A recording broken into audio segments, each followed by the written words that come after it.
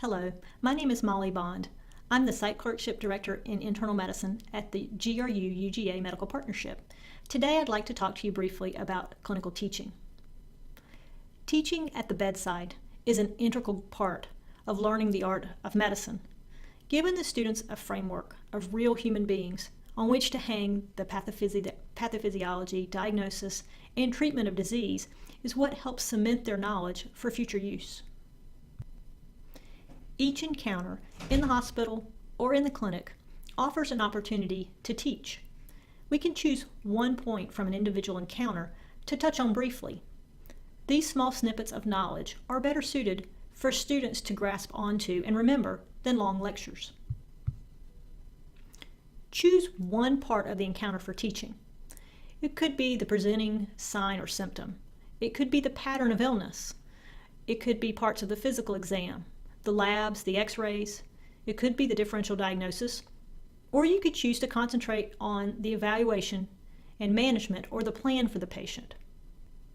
As you choose your point of emphasis for your particular patient, link it to your patient.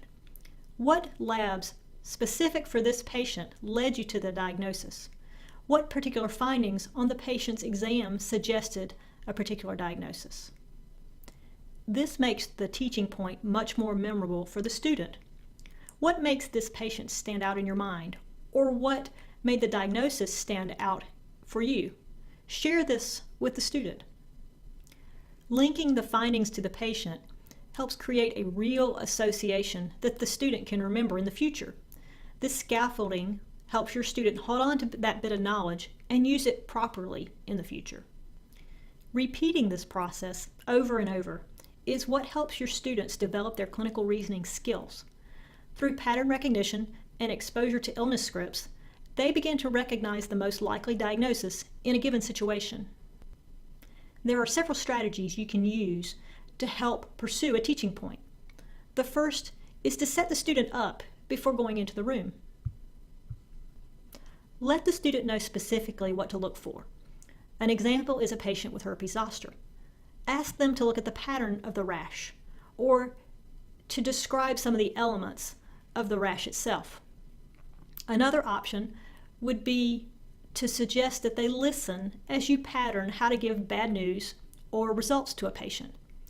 Still, another opportunity would be to have them watch you do a portion of the physical exam.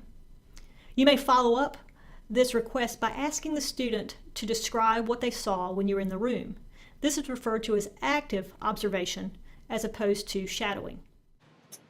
All right, James, we're going to go see Mrs. Smith. She has a rash. I think it's kind of interesting. What I'd like you to do is if you'll take a look at the rash and think about the characteristics.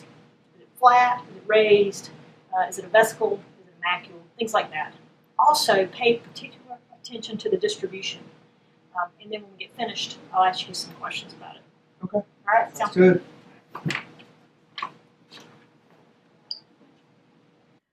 Another option or strategy is to ask the student for a commitment after you come out of the room.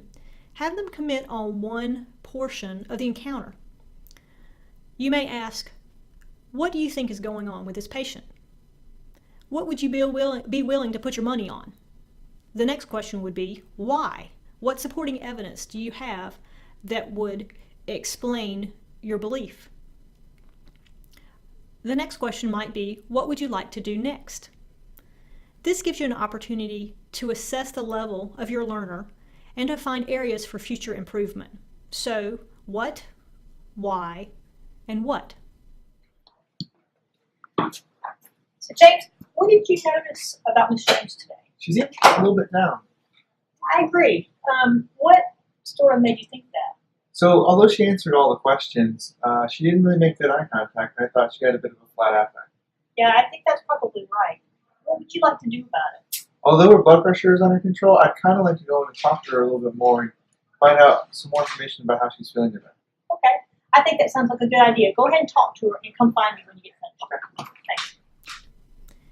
Teaching at the bedside can be frequent, short topics driven by the patient encounter.